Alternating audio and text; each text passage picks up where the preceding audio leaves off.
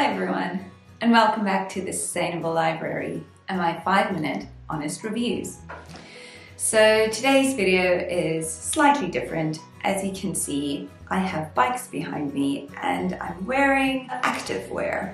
And that's because today I wanted to have a chat with you about sustainable activewear in general.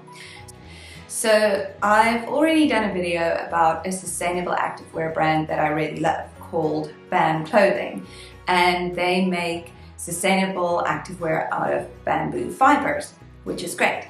And I will link to the video down below and up here somewhere, and you can go have a look at that. However, I'm very aware that I am really lucky to live in the UK currently, where I have access to all kinds of different brands and companies and smaller companies as well. But I also know that this is not the case all over the world. I know that in places like South Africa, where the markets are just not as big as here in the UK, the US, Europe, that the options are just so much more limited. And you know, the companies just haven't gotten to a point yet where they're producing these kind of sustainable activewear brands to the scale that they're affordable to everyone.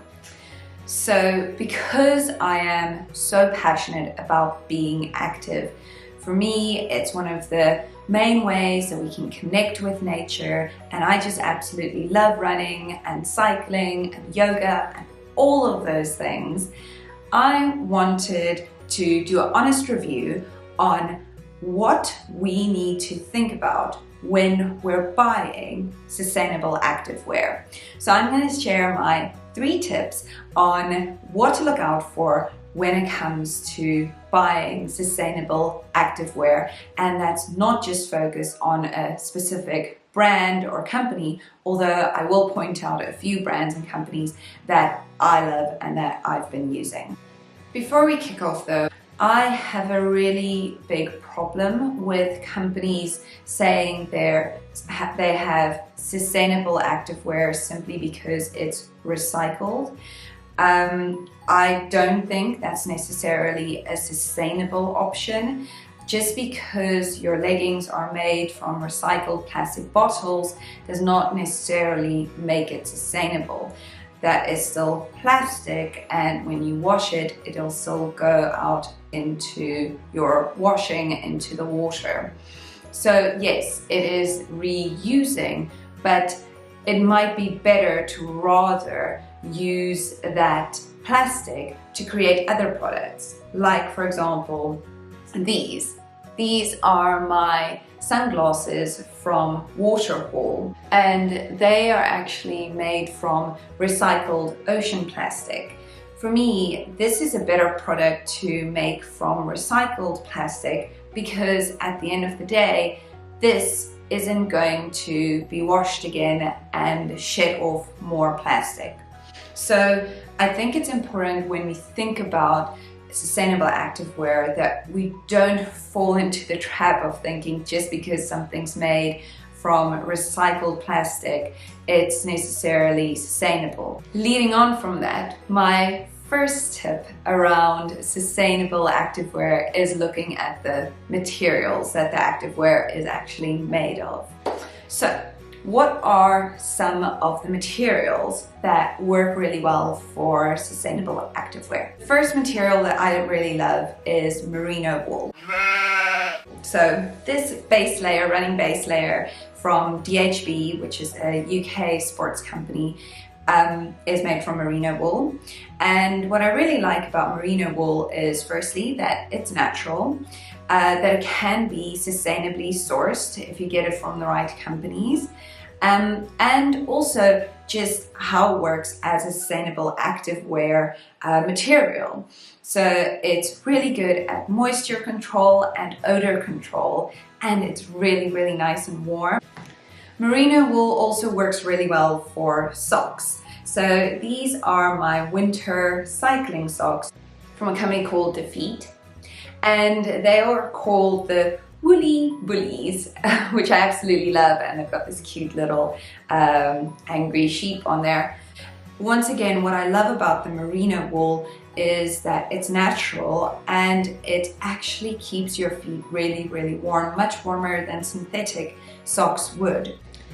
I obviously also love my bamboo activewear. I know with bamboo, it is a fiber that takes a lot of chemicals to actually make it soft enough to weave into clothes, and that's why, once again, I'll reiterate, it's really, really important that it has the Tencel brand.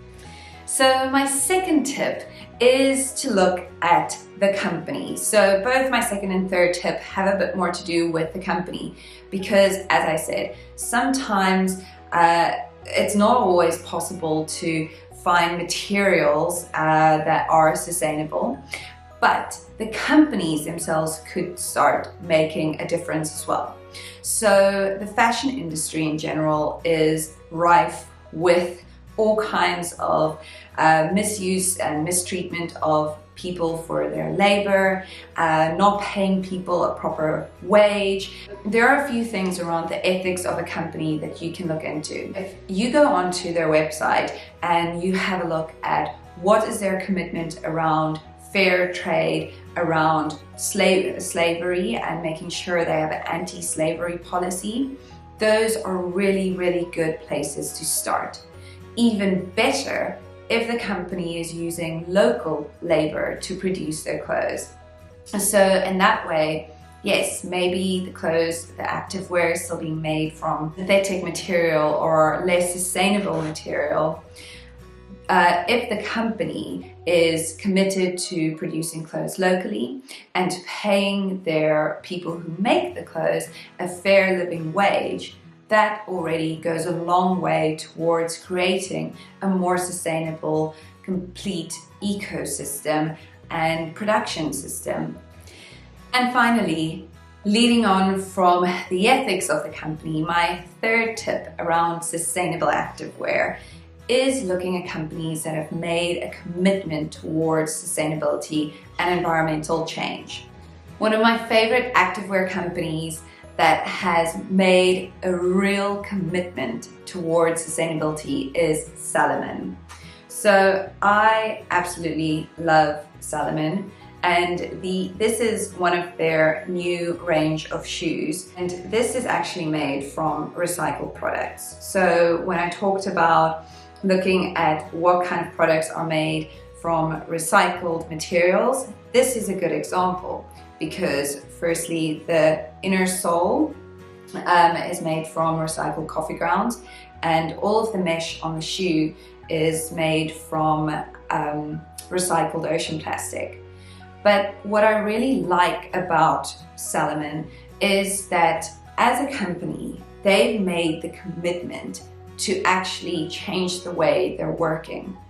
If you go onto their website, you will see that they have an active plan to reduce their carbon footprint, to invest in their people, and to produce products that are made from recycled products and part of a circular economy. And that is, at the end of the day, the most sustainable thing we can do. I think there is this idea around activewear that it needs to be super performance, and to do that, companies can't be sustainable. But Salomon is proof that you can. For them, it's about making sure that the environment that they're putting their products into is also sustained by the products that they create. So for me, that is probably the most important commitment that a company should be making, and maybe the most important of all these three tips that we should be looking out for. If you do some digging and you find a company that's actually made the commitment to use sustainable natural materials, to have good ethics, pay their people a good living wage, that they're local, and also that have made a commitment to being sustainable, to lower their carbon footprint, once you've found that, you should keep on supporting those brands. We should support both these big companies and small companies because it can all trickle through from the big companies to the small companies. They have the resources and the time and the power to do the research into materials, and that'll feed through to the smaller companies as well. I hope that these tips have been really useful. There are 3 tips that can be really hard to find sometimes, but hopefully if you're looking at the right companies, you'll find these commitments and you'll find sources to support why you're supporting these companies. Also, as always, please like and subscribe to my channel, and if you have any comments, leave them down below. I really appreciate your support, and I hope that I'm helping you to find more sustainable brands through these videos. Thank you so much for watching, as always, and let's continue to live sustainably. Bye.